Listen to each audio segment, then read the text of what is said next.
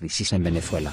¿En qué situación queda Nicolás Maduro tras el último intento de levantamiento de la oposición? Atención mundo hoy. Cuando el pasado 8 de febrero la luz se apagó por segunda vez en plena rueda de prensa en el Palacio de Miraflores, los guardaespaldas rodearon inmediatamente a Nicolás Maduro, solo protegido por sus escoltas, erguido en la oscuridad, y sorbiendo contrariado una taza de café que le alcanzó un edecán mientras su equipo corría nervioso para resolver tan inoportuno apagón. La del presidente venezolano era la imagen de un líder cercado. Desde que llegara al poder en 2013 se ha enfrentado a sucesivas oleadas de protestas masivas, crecientes amenazas y sanciones de Estados Unidos, la explosión de unos drones mientras asistía a un desfile y, la pasada semana, al último intento de insurrección de la oposición para derrocarlo. Pero resiste. ¿En qué situación queda Maduro tras el último intento? Venezuela y el mundo entero se preguntan en qué situación queda ahora el presidente venezolano y si podrá aguantar nuevos embates. Un antiguo dirigente chavista le dijo a BBC Mundo que Maduro es más fuerte de lo que muchos piensan y, pese a las presiones, está con el ánimo entero. Sin embargo, según este dirigente, sabe que no tiene el juego ganado y, aunque es quien toma las decisiones en el gobierno y en el Partido Socialista Unido de Venezuela, lo hace considerando cómo se recibirán en las distintas tendencias que hay en el seno del chavismo para evitar el riesgo de escisión. En palabras de Iván Briscoe, analista del International Crisis Group, Maduro sobrevive, pero da la impresión de que lo hace a un altísimo costo. Geoff Ramsey, de Washington Office of Latin America, WOLA, dice que, pese a que ha quedado claro que la oposición no tiene la fuerza para derrocarlo, Maduro tiene cada vez menos capacidad para gobernar. En la misma línea, el periodista venezolano Vladimir Villegas afirmó recientemente que el deterioro de la situación ha llevado a un punto en el que en Venezuela no hay gestión pública como tal, sino solo una puesta en escena. El hecho de que aún no haya sido detenido Juan Guaidó, el líder opositor que desafía su autoridad y se considera también presidente legítimo, es para muchos una muestra de la debilidad de Maduro y provoca malestar entre los sectores chavistas más radicales. Según todos los observadores,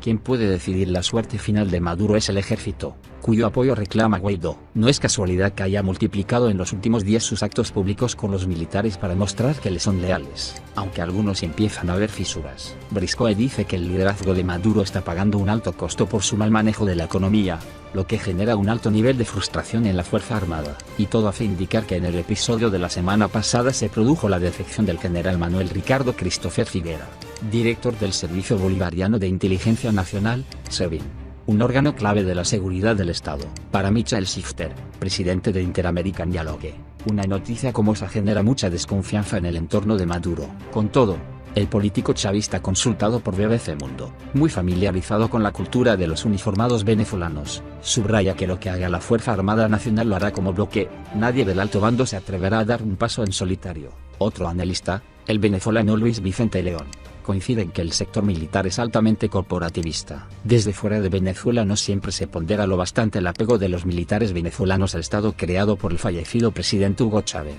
un apego que va más allá de lo ideológico y emocional. Briscoe cree que podrían estar dispuestos a cambiar de líder, pero no si eso significa acabar con el proyecto ideológico del chavismo, que es el que protege sus intereses. León cree que la fractura de la Fuerza Armada no se ha producido porque no ha recibido ninguna oferta creíble de cogobierno y protección en masa, como sobrevivió Maduro otras veces. Sus detractores han acusado a Maduro muchas veces de falta de inteligencia y un empleado de la diplomacia iraní que lo conoció en la época en la que era ministro de Exteriores de Chávez asegura que su principal rasgo entonces era la sencillez.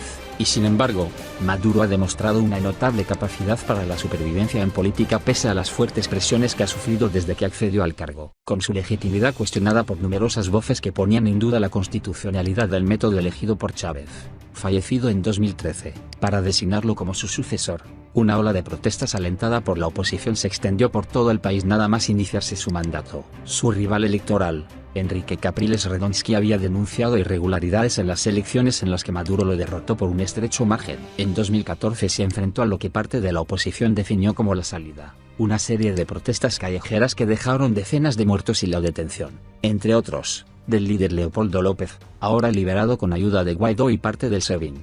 El descontento y el inicio de la grave crisis económica actual permitió a la oposición ganar las elecciones parlamentarias de 2015 e impulsar un referéndum revocatorio que nunca llegó a celebrarse al ser bloqueado por el Consejo Nacional Electoral, al que la oposición acusa de actuar al dictado del Ejecutivo. En 2017 se desencadenaron nuevas protestas como respuesta a la decisión del Tribunal Supremo de Justicia de despojar de sus competencias al Parlamento, controlado por la oposición desde las elecciones legislativas de 2015, como el que ahora en 2019 lidera Guaidó. Todas estas movilizaciones callejeras tenían como objetivo último desalojar a Maduro del poder. El gobierno de Maduro ha sido objeto de acusaciones por el exceso de violencia empleado por las fuerzas policiales, como las que recoge el último informe de la Alta Comisionada de la ONU para los Derechos Humanos.